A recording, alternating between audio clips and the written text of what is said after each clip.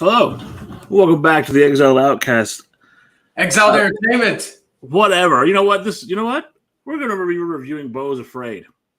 And the only thing I'm afraid of is ever listening to you for a recommendation on a movie again. Oh, come on. This is Ari Aster's magnum opus. Mind you, this is the director that I remember. I don't know if you remember, but the Hangman Outcast episode 10, when I don't think you were around back then. I was not around back in episode 10. Yeah, it was me and Jerome debating over Midsommar and Hereditary because he hated those two movies and I love both movies. You, my friend, are by far one of the great theatrical minds that I've ever met, and that is high praise. I've had wonderful conversations, enthralling conversations with people about film theory and the ideology of putting together a beginning, middle, and end. You know, the hero's quest, as basically what they try to say this movie is when looking at reviews on it. This movie was dog shit. And it brings a tear to my eye. Even before we went live, even the one person I thought maybe would have my back just a slight turned on me. Turned on me. You know, this movie has one good thing. Parker Posey's ass, like I said before we started. That's the only thing about this movie that I don't like nothing on Charlie's side. It hurts my heart. Ugh. But this was terrible. I love you, Charlie, but holy shit. So you know what? I even advised Dan. I said, watch it with Trips. I just want to see like the overall opinion of this, because I was because this movie, I will admit, this movie has gotten a very divisive opinion over it. Some people call it a masterpiece, other people call it what Dan said. I have taken better masterpieces in the bathroom after watching horrible movies than this movie. Oh shit! Wait till we get into Winnie the Pooh, Blood and Honey. Well, but that one I think both of us will be in agreement of. Okay, so I usually take lead on talking about the beginning of the film or asking you where to go. You know what? You tell me. Since I want to do something different, if you're okay with that, you convince me from the beginning to where we go. I'm pretty sure I'll find some things I liked about the movie. Well, I'll say this: I liked the birthday boy stabbing guy. Oh yes, but tell me what it was your experience of watching Beau's Afraid, and tell me what you liked about the beginning. Well, to start it off, a lot of people, even going back to my Hangman Charlie days, knows I'm a big fan of A24 and also a big fan of Ari Aster. Ari Aster has made some of the best horror films of the last probably decade plus, with movies like Hereditary. What would you call this genre of movie? You call this a horror movie? It's a weird, I'll say this, it's a weird movie to put in the singular genre, because I've heard people call it a black comedy. I've heard people call it a horror film. Ari Aster has even said that he wanted to make a black comedy, which again has some funny moments in it, at least for me. No, I will say there was moments, but I don't figure it ever got off the blocks. It never really decided what kind of movie it wanted to be. I could tell you right now, if he would have been this character, figuring out, being basically the premise, and I guess you could, one of the biggest flaws that I have, and I think you could agree with this, is trying to overanalyze something, anything, right? And I did that with this movie because it's how I watch movies. And if they would have just made it a movie about a guy who was afraid to go outside, basically, and his only safe space was his house, and then all of a sudden, the key incident happens, and then everyone, his house, his safe space is invaded, and him dealing with that and going on from there as a movie, that first beginning spot before the whole getting hit by the car and stabby McStabby, I could have been okay, we're on to the races. We can watch this journey of this guy who's pretty pathetic. Let's be honest, Beau is pretty pathetic in the movie. I could have been on board with that. Or cut to the second act, I could have been all about, if it was a movie about a guy who got in a wreck and him trying to fight his way out to get away from this fucked up family and everything he's doing to get ultimate to his mom, then I could have been on board with that. Or, fuck, even go to the third act, that late in the movie, going and saying it's a story about a man overcoming the tyranny of his own mother to become strong and better himself. 3 different concepts, all on board. But this movie never decided what the fuck it wanted to be. No, hell, even there was glimpses of hope even in the forest with the fucking play and the flower people and them. I love the beauty of that. It reminded me of Robin Williams in that movie where he was in a painting. I can't remember the fucking name of it. What Dreams May Come. There was elements there for that. But it's funny because people didn't like that was one of the biggest critiques was that whole forest scene. I loved that part. I loved that ideology. And then big doofus had to come in and ruin it, fucking Commando Cletus. And, like, the movie never decided what it wanted to be. Some people, like, in reviews I saw, were trying to compare it to the Odyssey. Nothing can compare to Homer's Tale of Odysseus, which we talked about that recently. But fuck that. You're not going to sit here and try to say this is an Odyssey. This was a fucking...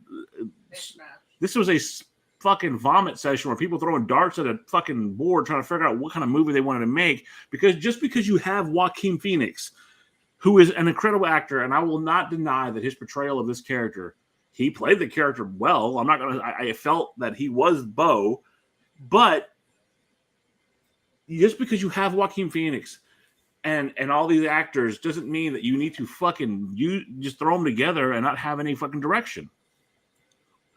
The best way I could describe this movie, and a few other people have said this, you kind of hit the nail on the head with the frantic nature of everything. How I looked at the movie, it's an anxiety trip, and it's a deep dive into one's anxiety,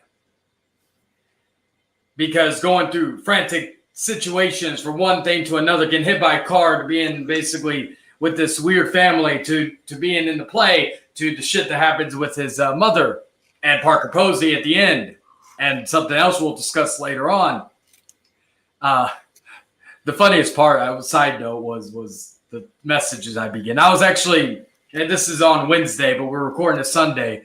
I was on chilling with Jordy, and talking to him, and I'm seeing just the fuck is this movie? I think that was worth the whole situation just in general. But tell me the other one too. Giant dick monster. Oh yeah, giant penis monster. What the fuck? Okay. This movie is not okay. You can't tell me this movie's based in reality. You can't tell me this movie's based on a fever dream. You can't tell me this movie's based in his own mind. This is fucking stupid. It was based on, like I said, it was a Kafka-esque storyline. It was a Kevorkian. It's every possible thing that could go wrong in a period. I'm pretty sure that's a bad fucking trip. If my fucking dad turns out, anxiety. Like the anxiety aspect of it. What does a giant penis monster have to do with anxiety? How was that written yet? Well, as someone who has gone through anxiety myself, and I have as well. We they're like little things could be big things. For example.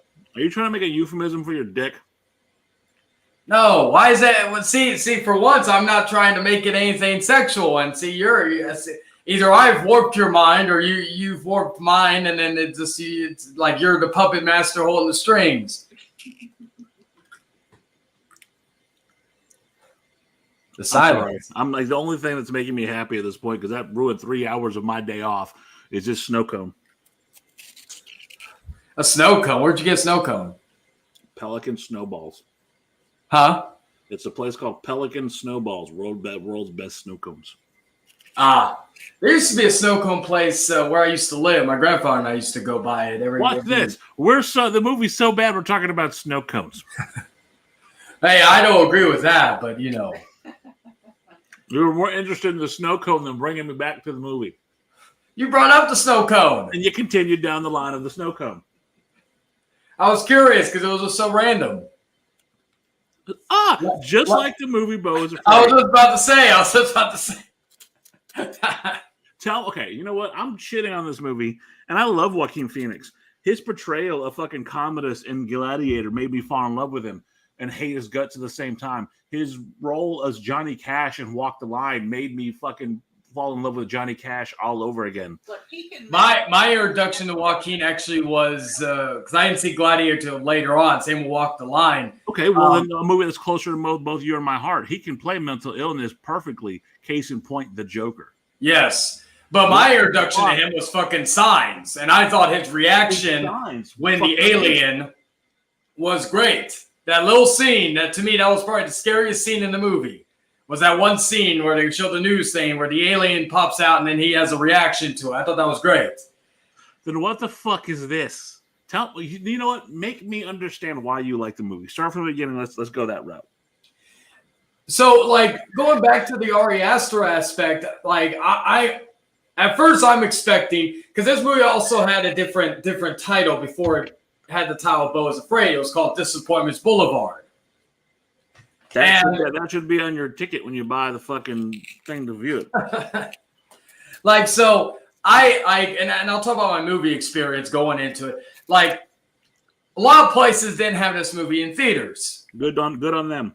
Like, even the place I work at, they only had it for one day. And it was a day, even if I wanted to see it, I already seen it, but it was a day I worked. So I literally had to go to the Alamo Draft House. Like, I haven't been there since seeing Mandy for the first time in theaters with Nicolas Cage. It seemed like your movie theater had the right idea. Like, I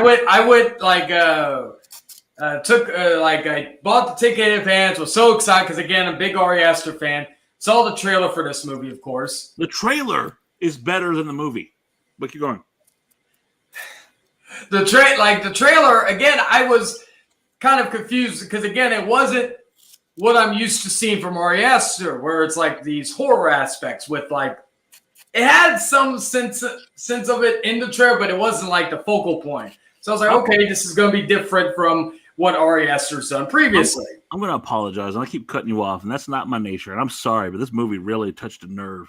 I'll put it this way. Trips. Oh, go ahead. Trips. See, I say Trips, and you let me say it. Trips fucking saw something on TikTok, and she was like, oh, I saw this scene from this movie. I'm kind of curious. The phone call to his mother. The phone. The UPS guy. So that's what I saw. The phone call from the UPS guy. And I will say this: the actress playing his mother was wonderful. I think she did a fantastic job. The acting was great. I can't deny the super. And I'll go back to what I said earlier. Nathan Lane was phenomenal. Just because you have these actors and actresses. And fuck you motherfuckers in the strike, man. Fucking give these writers what they need so we can get back to fucking good movies, not this shit. Anyway. This is why I wanted to do this, like, right there, because I was like, this will be perfect, because it's just basically a reaction. They did a fucking amazing job playing their characters. Even the fucking UPS man being, shocked about what he said, because it's like, on the twist with that was fucked up about his mom. Anyway. But just fucking 3 hours waiting for something. And I get Penis Monster. And I'm not kidding, people. When you watch this, Penis Monster. That scene was like the fucking... I've said this, because I've said this when I did my reaction / review on TikTok. I did this literally right when it came out. In my reaction, I said it's my favorite movie of the year, but it's a movie I may never watch again. I watched it last night before I watched Twisted Metal finally, so I get like a fresh, because I hadn't seen it since the theater, and no pun intended, I was kind of afraid to go back and watch it. I wonder why. And it was just because there was another movie that I could compare it to, called The Night House, that came out a few years ago. It was a woman dealing with the loss of her husband with some weird stuff going on. And that movie fucked me up for a while. Like I have it on for example, I have it on Blu-ray. I have not opened it since I think the reason why I opened it recently was to do an unboxing for it. But that movie fucked me up. Was there a penis monster in that? No, it was like that was more like, to me, that was like more of the theme of that movie was more of depression and guilt and like not knowing the person that you share a bed with, and not knowing the person that you spend years with, and all that. That was something. That's another like I may one day want to revisit. Just give me an excuse to watch it again. But like those two movies, I compare them because of the fact that they're now Night House wasn't as long as this movie, but it was movies I loved, and I think they're great works of art in their own genres, but they're movies that just fucked with me. And this one, because of the anxiety, because of just the torture that basically was going on throughout each part of the movie. And again, the simple premise of the movie is he's trying to get to his mom. That's basically the best way I could describe at least the premise of this movie. Besides the other shit that goes on there's so many ways that this could have been, to me, an Oscar-worthy film. There's so many ways that you could have gone, like the love story between him and Elaine, and ultimately him having the realization after they come together. Even what the fuck was that? I was waiting till that. What the fuck? Literally, like again, when I went into this theater, there's probably like there was a decent amount. It wasn't like half full, but it was like a quarter full. And it wasn't. It was in that theater for a couple of days previously, but the reaction of people that were watching it was just great because and I'm literally sitting there like whispering, kind of, what the fuck? Because when she yeah. And then of course, when the penis monster came up, there was actually a big. You heard the penis monster? Is that what we're supposed to assume? The father? No. When they came in and they took her away, did they feed her to the penis monster? That could be the idea from it, yeah. Because I believe she said feed it to Henry or whoever the fuck. I don't know whoever the fuck Henry is. I believe Henry's the father, which is supposed to be the penis monster. Now we have a bigger question. How in the fuck did that get into her vag like that? And then how is she not? She was a massive cunt, so I couldn't believe it. I was like, that's the real question we should be asking here. Instead of what the fuck about this, that, and the third. How in the fuck did they even have Beau? I'm still waiting for you to convince me of why this movie was good. Well, I'm probably going to have a hard time because, again, it's a very difficult film to. I've already talked about the anxiety aspect of it. I get that, and I get that it's an ode to the idea of being somebody with anxiety. I 100% understand that. Because look at it from this point of view, really, everything was kind of semi-normal, as normal as can be in Beau's world, until the whole thing with the mother. If you're going into this thinking that this is the real world, you're oh yeah, you're doing yourself, but they don't acknowledge that. They want you to believe my belief is that when you go into a movie, whether you're older, younger, of a theological mind, you're a fucking complete moron, whatever it may be, you should be able to appreciate art for what it is, right? There should be some ground rules in creating art. Agreed. This was the equivalent to Hunter Biden's blow art, where he stuck paint in his mouth and blew it on a fucking canvas and then, oh, it's done, it's art. There was no care or effort taken to a real concise story. And ultimately, you're leaving everyone with a disservice because you're not telling anybody shit. It's just a hodgepodge of really good ideas, but nothing concrete. There should have been nods to the audience or some sort of fourth wall breaking to show us what's real and what's not. Like you see him, that you see the daughter go off for school and grab 2 bottles of pills, like she's grabbing her books to go out the door. Or there's no nod to us of what it really was, or if it was really a sanitarium he was in that he created for himself mentally. Like there was just nothing to give us a clue. Oh, okay, this is how he's seeing it, but here's how it really is. That would have been uber helpful, and I think would have carried it further. I also think, but it wouldn't take you out of the movie. But I also think that it wasn't that it was. This was his world. This was real. All that stuff was happening. But it wasn't. But it was. and that's what makes it bad because You think that girl drank paint? I think that girl drank paint.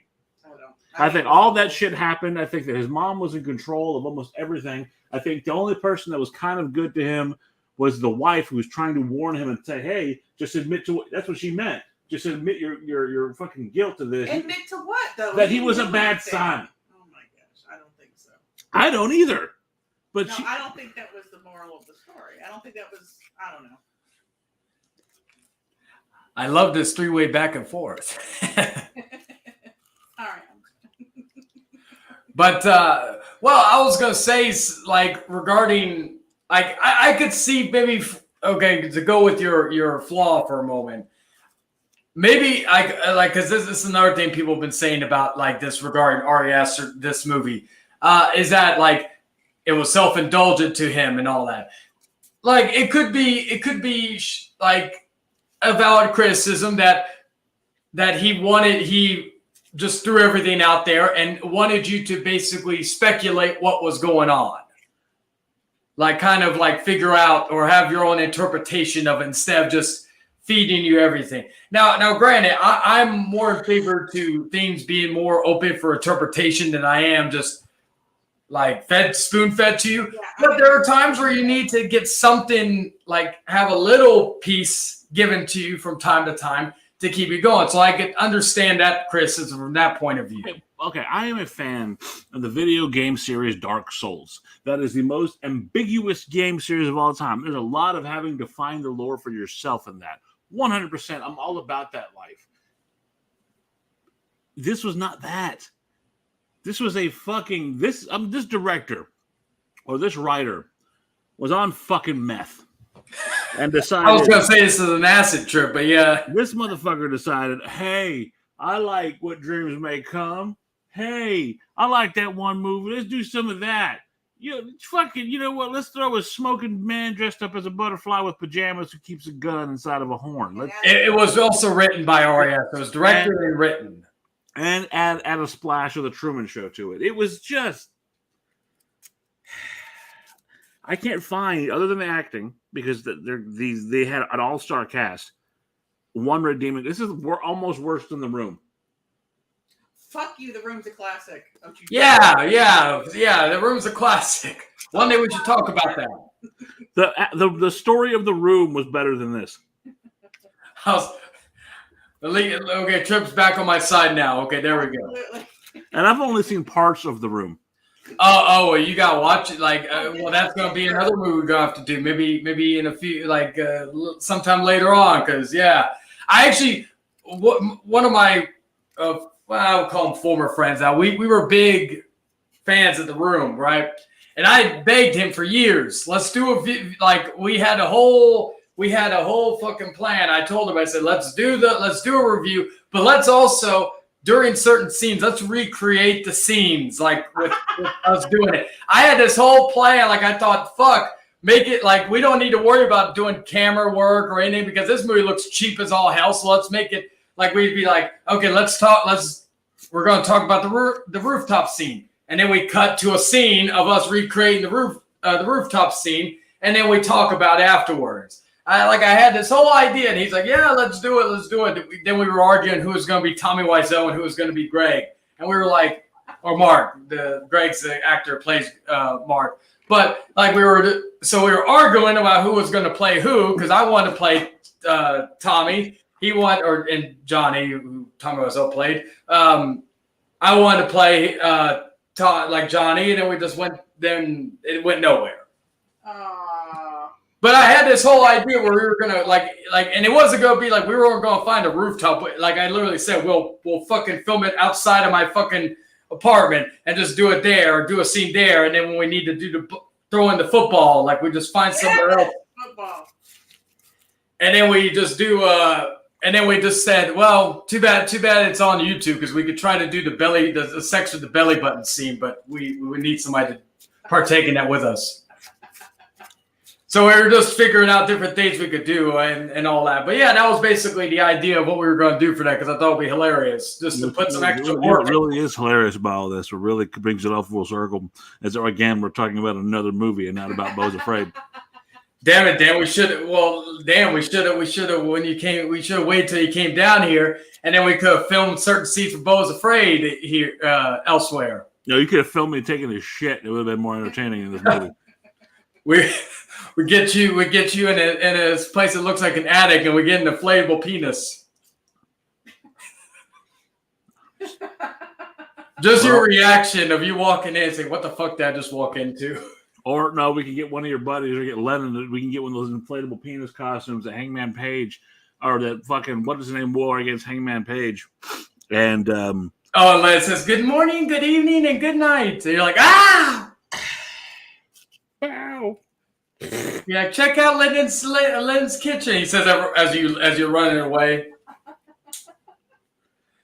Shit, like we waited. We're watching, and we checked to see how much time was left in the movie, and it's like 6 minutes left. I'm like, okay, here it comes, big finale.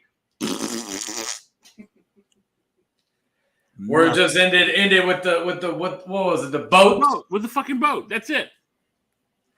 Like any criticism I have of this movie, I do feel like that the runtime could have been chopped down maybe 20 minutes. I could have been chopped down about 3 hours. and then like the boat scene was probably I kind of call that the come down after the fucking fiasco in the third act with Parker Posey and the penis monster. I remember Parker, but I forgot she was in Blade Trinity, and I loved her in that movie. I want you to think about what you just said. I thought it could have been better after the third act with Parker Posey and the penis monster. I want you to think, did you ever think in life that you would say those words? No. Like, that's one thing I like. And something I want to add to this. This movie actually was A24's most the biggest budget it's ever had for A24. A24 usually does short, like very minimalistic budgets. This one, the budget for this movie was $35 million. Now, how much did they make back? Hey, I was about to say, it made $11.5 million. Oh, go figure. Hey, that's more than fucking some other movies with that type of budget. It took a loss. Not as big of a loss as The Flash or Black Adam. I like The Flash. I have issues with that one. Again, we're not even talking about the movie anymore because you got to talk about other movies. I was comparing the budgets. Okay. But anyway, back to the thing. Like, could you imagine though? The side note, you actually paying to go see this in the theater? I would have killed you. The Exiled Entertainment would have stopped until I come down there, beat your ass, get the $11.50 plus the $20 or whatever more for whether it been food and condiments, and then I would have come back up and decided if we were going to do this show again. I think my ticket was like 10. Then the drink was like $3, so it was like $13 altogether. Oh, I paid for. When we go down there, we're gonna spoil you. We're going fucking full force, doing the whole fucking shebang, bro. I love Movie Tavern. Shout out to Movie Tavern if you ever want to sponsor this show. I love the game day platter. The what? Movie Tavern with Marcus Films has a wonderful wonderful meal called the Game Day Platter with 4 or 5 hot wings, 3 sliders, and a shit ton of chili cheese fries. The Movie Tavern. I don't think we have one here. What the fuck? We have Animal Draft House. Do they have food? Yeah. Then we'll go there. Yeah, there's one and that's where I saw Beau's Afraid because again, that's how they got you with the food. Huh? That's how they got you to buy a ticket. The food. I didn't even order food. I was broke that week. I just had the money I had. I literally saved money from the check previously so I could buy a ticket to go see this movie because I was so excited. Because again, Ari Aster, one of my favorite director going around today. Going back to the movie, the wings and places that are not here. Like again, the performance I talked about the boat scene. That scene, while again very visually stunning in my opinion. And I like that it just ended. Like, even though I have criticism with it, I did like how it just ended with no resolution. We just kind of, again, leaves it open to the interpretation. And after I watched this movie, I went on a deep dive on different people's analyzations of this movie because I was very curious of what other people thought of this. Because again, very divisive movie. Which again, I like about this one is that we're both pretty much on separate spectrums of opinion of this movie. And I don't know what I could do to it. I've thrown all my tricks to try to reel you back in, but it's not worked. Yeah, we took a nap after this movie. That's why it was so bad. I had to go take a nap. Yeah, that's the other reason why I was like, oh, I want to do it because I would like the reaction because it's like I think when you watch Batman, we had like 2 days so you could kind of let it sink in. Who knows? Maybe after a few days, you may end up liking it. For example, I'll throw an example. It's what's it? A24. I can't. You know what? Hold on. You said that the ending left the audience to their own interpretation of what happened, right? Yeah. You know who did a really good job of that? The Sopranos. That is true. That's how you leave an audience wondering what happened and start thinking for yourself. And I believe Tony got whacked. Not fucking sitting there on a boat, flipping the bitch over and having this fucking hot ass mom going, it's nothing about this movie is redeemable as far as the story goes. Great. I will say this though: watching 10 to 15 years, this movie's going to get like the Room type audience or some other type audience where it's going to be revered as a cult classic. No, I believe it will be. I do believe that people are going to, even the people who didn't like look at. I'll throw an example out there. Like a lot of people look fondly over the prequels of Star Wars nowadays. They're all good. Huh? Wrong. They're all right. Like now, granted, I will say, after seeing The Rise of Skywalker, I appreciated the prequels more than I did. I'll give it that much. But I just love how people were like, oh, yeah, we like those movies now because these movies are off. Or even the Halloween movies. Halloween Ends, which actually one day I do want to discuss those were shit too. But again, oh, how dare you! We're gonna have to talk about the Halloween, the David Gordon Green Halloween trilogy one day. This is a standalone that no one is going to spend 3 hours watching again. It's just not. I did. You're special. You have a love of film most don't. But see, okay, I couldn't stomach it again. Agreed. You, her and I and yourself are people of genuine intelligence, I'd like to say. We're not stupid people, right? Now, we know dumb motherfuckers. We do. We know them. But even they would have walked out of this movie.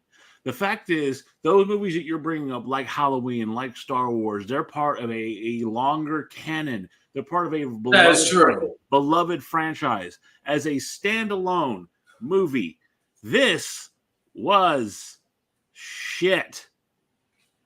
There's no redeeming quality. Okay, I know that you will look at cinematography. You'll look at set design. You'll look at fucking camera work. You'll look at acting. And all those things are fine and dandy.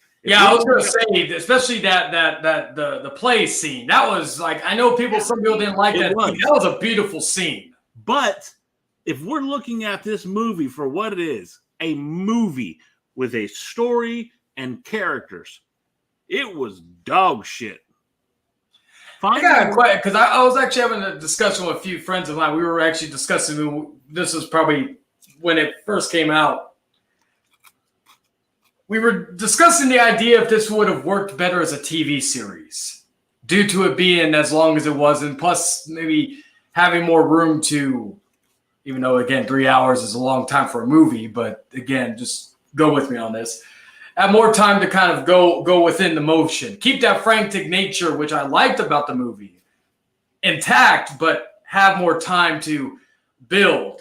I'll put it this way. I can see that. I can see it as like a bunch of 15-minute clips on like a mini series. Doesn't even need to be a season by season show. You could have him like diving into his day-to-day life and those people on the street. I mean, you could really dig in that. I could actually. If you could actually do that, yeah. But what I'm saying is, I should not leave a movie wondering more about what happened to the birthday boy stabber. What happened to him? I'm more concerned about that. I'm more concerned about what happened to the fucking family with the paint drinking daughter. I'm more concerned about what happened to the people in the play. I'm more concerned about that. I could give two fucks about Beau. Are you concerned about the giant penis monster? I don't fucking ever want to. I just want to know if he fucked the guy in shackles. That's the only thing. That was his brother. That was Beau. Did you see? It was basically Beau with hair. Yeah. But if you listen to him talk, he was talking about how there was two of him basically, and that part of him that was strong asked the questions. What would his mom say? That wasn't a dream. That was a memory. That was his brother. Oh, she says that, but after everything else in that movie, you think that that's actually a thing? Well, we saw his brother in shackles that looked just like him with longer hair. Do you really think there was a penis monster? Do you not think that was like a hallucination of some kind? Some sort of psychotic fucking episode? I think you really think she had someone chained for 40 years up in the fucking attic? And this is what's going to make this movie have people talk about it for years. Was there really a penis monster? Can you die from fucking cowgirl position? I don't think so. I don't think all of that is true. And rigor mortis hasn't set in that fucking quick. It's so bad that we're arguing over the penis monster and rigor mortis after 5 seconds of fucking. What have you done to this show? Chayton, what the fuck have you done? Hey, like y'all started to kind of like the banter between that. That I just kind of threw the ball there. You just were fighting over it.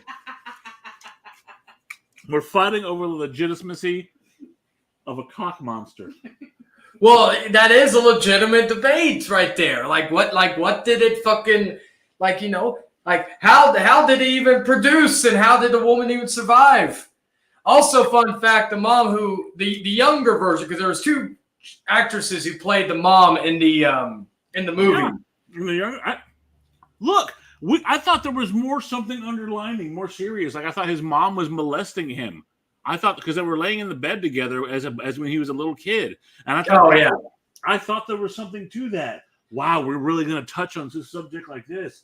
That's a powerful fucking sentiment to get into. And we only knew about the maid in the last 5 fucking minutes. Oh, yeah. This fucking nanny. Oh, my God. And this fucking really important character who was like, oh, I'll come back and tickle you. And he legitimately cared. You could feel the emotion between young Beau and the nanny and the maid who we never even fucking knew about. I was going to say the girl who played the younger version of Beau's mom, Zoe Lister-Jones. Was fucking beautiful. Yeah, when I was looking at her, I was like, where have I seen her from? And then I recalled she was in this sitcom called Life in Pieces. She was actually in the show married to Colin Hanks, Tom Hanks' son. It's a very good little sitcom. Again, you're taking these characters and you're bringing up their past work. I want to bring up the stuff that they're known for, just because, again, I like to give people who may not know who these people are. Because I didn't recognize her at first, but you shouldn't do that, because if they see that they did this movie, they're never getting work again. She also did the Craft Legacy. She actually a director as well. She directed the Craft Legacy, so that's one downside to her career. We should review the movie The Craft. That's a good one too. Oh yes, just don't touch the Craft Legacy. No. The only thing good about that movie is David Duchovny, but David Duchovny is good. Ever since I saw y'all loved him from the X-Files. I didn't see X-Files until later. I saw him in Californication. That was He was a whore? Yes. Which reminds me, another movie, Cruel Intentions, because that's a movie that kind of... Beautiful movie. Yeah. But yes, Californication. That's why David Duchovny's character was my spirit animal in that movie, or in that show. Anyway. Cruel Intentions. And I did not need to see Beau's gigantic balls that were backed up with 40 years worth of semen because he was afraid to come. Oh, yes. I'm sorry. I love Joaquin Phoenix. But, again, talking about small points of the movie where I wanted to laugh my ass off with something that should have been more serious. him naked wrestling with an intruder in a bathtub. Oh yes, that was hilarious. I saw more of Joaquin Phoenix's ass than I needed to see today. I was like that scene was good. Speaking of which, I know we keep going off to different movies. Have you ever seen the movie The Master with Joaquin and Philip Seymour Hoffman? I have not. No. Watch that one. That's really good. And just don't look at Beau is Afraid is my only recommendation. So ain't like that. But that's a really good movie. It's kind of like Philip Seymour Hoffman's running a cult, basically. Best way I can describe it without giving too much away. If you wanted to kill a cult, this is how we can watch this movie. This can't be like wait till you see Winnie the Pooh, Blood and Honey, then tell me if this is the worst movie of the year. Ooh, I like that challenge. Trying to think of any other movies that were awful this year. Ant-Man and the Wasp: Quantumania I hated. I love Quantumanium. Oh, screw you. That was a good movie. Jonathan Majors was great, but yeah, MODOK was amazing. See, I know that one got divisive. I liked it. I liked the difference of what MODOK was. Hey, Scott. Been a while. Yeah, so that another divisive scene I actually preferred. So there were redeeming things, but I still hated the movie. But it was a movie with a beginning, middle, and end, and fucking redemption, and it was a wonderful fucking play of characters, a father and daughter coming together, all these wonderful little things with some comedy thrown in, and MODOK, and it was great. This, as I will say again, was dog shit. And like I said, it was my favorite movie of the year until Mission Impossible: Dead Reckoning. I'm curious. I like the uniqueness of it. It's a movie. I'll say it like this: it's a movie that we probably will have never seen before in this aspect, and we probably never will see again because, again, due to the box office and the divide. That's a good thing. Like, I'm hoping that Ari, because they're really high on him as a director, I'm hoping this doesn't sour anybody's in A24 with him because he's you know what? If he could produce something better, I would say this is a fucking strike and say, you fucked up here. You got one more shot to show us something better. Have you seen Hereditary and Midsommar? No. Well, check those out, especially Hereditary. Toni Collette should have gotten a damn Oscar. She wasn't even nominated. But yeah, those like very different than this movie. So don't go into this movie like it would be the reverse with me because I went in this already having high expectations for. So did I. Here's the problem, and here's what you fucked me on. Here's the biggest issue I have with you. I love your critiques of movies. You and I are probably more, and this is going to be a rarity because you and I have a similar mindset as far as movies, I think. You built this up, and I have been putting it off for a moment that I could actually enjoy. We were going to watch it last night, but I was too fucking tired after work. So yeah. Oh, you worked yesterday? I didn't know. That's all. Yesterday morning. I got off in the morning. Oh, okay. So I was like, I was sitting there playing Binding of Isaac, which is another fucked up story, but that's another time, another place. Did that. I said, you know what? Tomorrow we have all day, got nothing to do. We're going to sit down and watch this movie. So we did. And I sat here looking and waiting for that Charlie stamp of approval, that fucking Chayton fucking, this is going to be one of those movies that was going to touch me. Like movies like Gladiator, like Braveheart, like fucking Saving Private Ryan. I was seeing someone like fucking Joaquin Phoenix who kills it in everything he does. And I got this. It did touch you all right, but in the wrong way. And I'm literally saying a movie that had beautiful, sexy, naked ass, a young mom that was really, because I kind of like moms. And giant penis monster. And not one positive thing I can say about all these different things that I like. Not one, throw them all together. Nothing. I got nothing. Well, for once, I apologize for your experience, but again, it has been entertaining, no pun intended, to hear your banter about it and the back and forth of trips. That was the only reason I can enjoy doing this discussion on this is because I have a snow cone. Probably be like, I wish I could trade this with bourbon or pour bourbon in my snow cone. That actually brings up a good question. I wonder if because again they call it I could see people calling this an acid trip. You got the wrong acid. I would fight your drug dealer if this was the kind of acid they're giving you. No, I'm wondering because I wonder if I smoked pot or something while watching it, how it would affect everything. I'll have to try that one day. Maybe that'll give me an excuse to rewatch it for a third time. Falling asleep.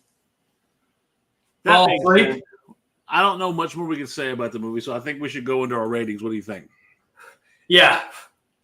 So I'll start with you. I grade things in 1 through 5, right? I used the old Dave Meltzer scoring strategy, the scoring numbers.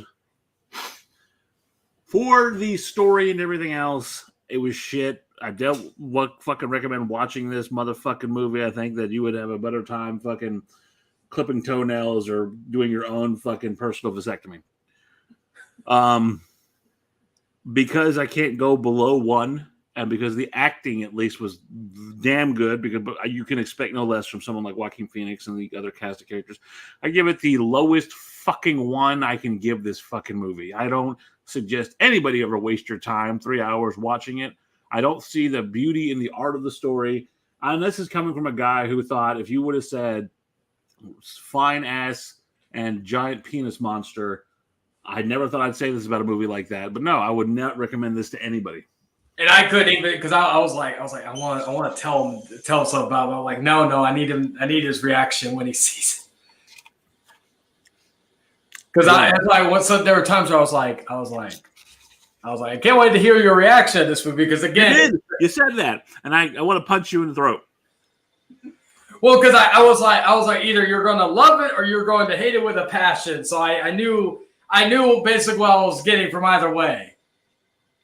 I knew there was probably going to be no middle in it, except for the acting, of course. So I would love to hear your fucking rating of this movie. Well, I'm going to give it the same rating that Dave Meltzer gave Kenny Omega and Okada 7 snuff.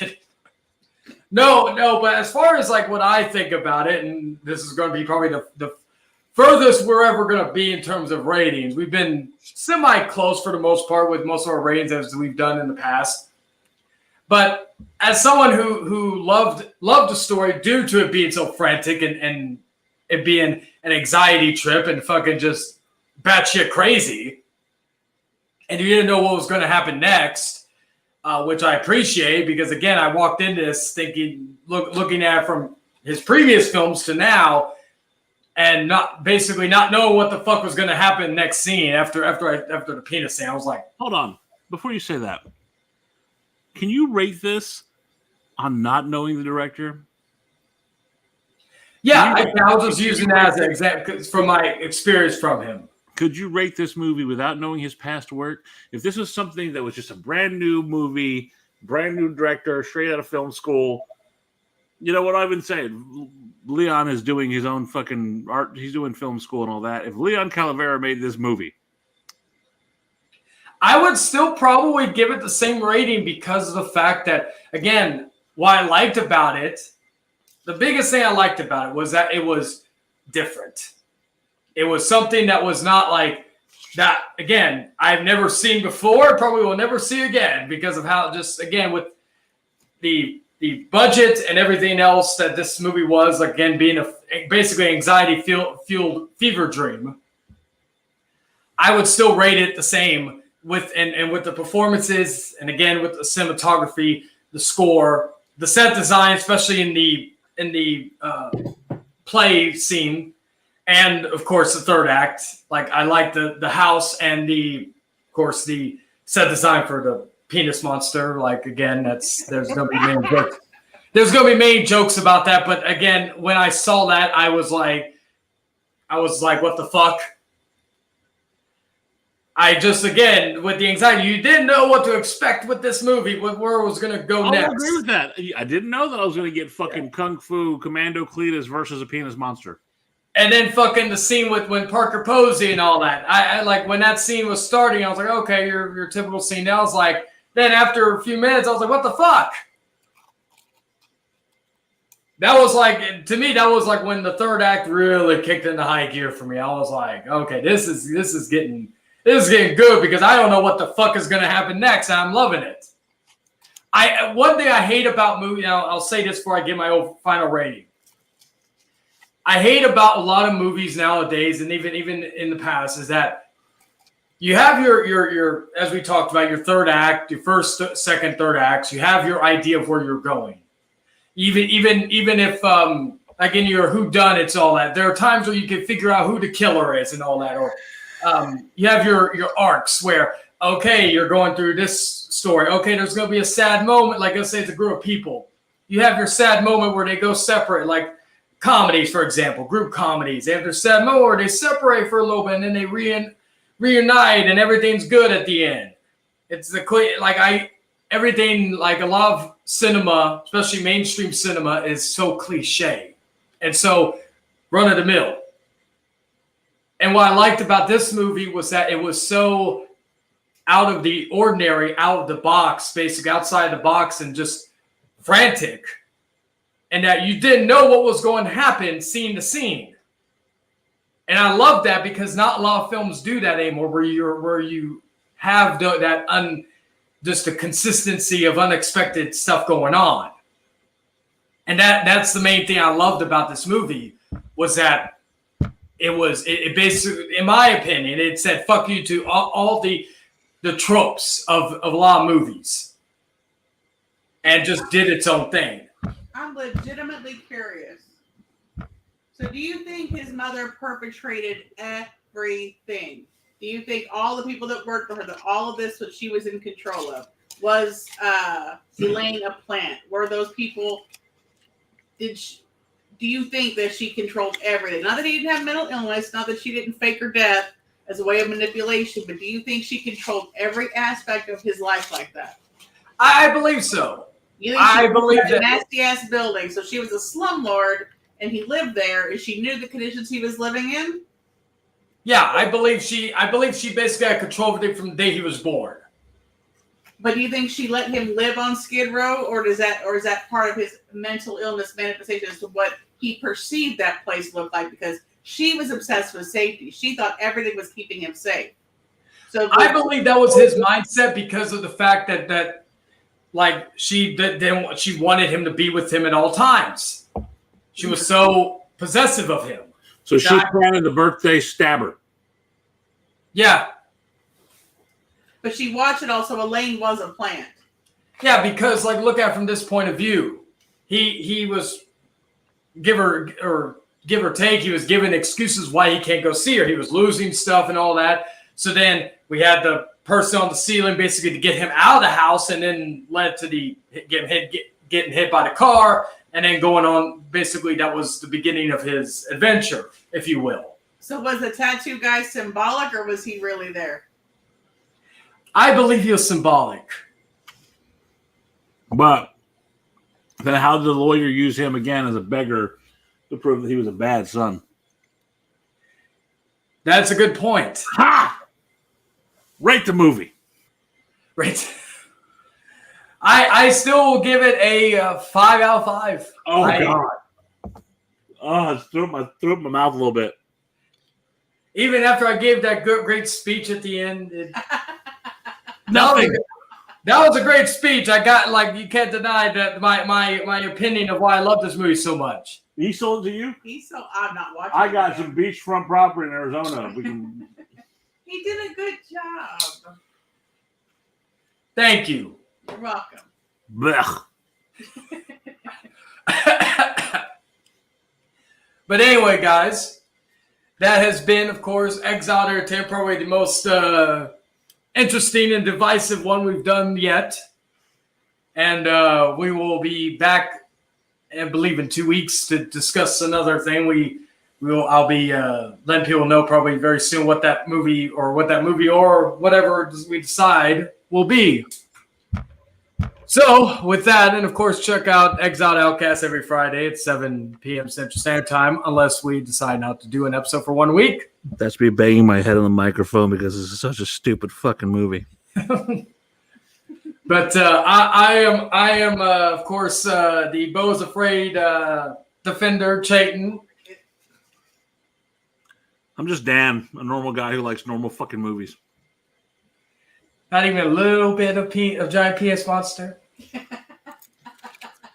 Close the show out, Jaden. We'll have to have an in-depth conversation in person about the giant PS monster and how that could possibly be a thing. Anyway, with that being said, y'all take care and ta-ta for now.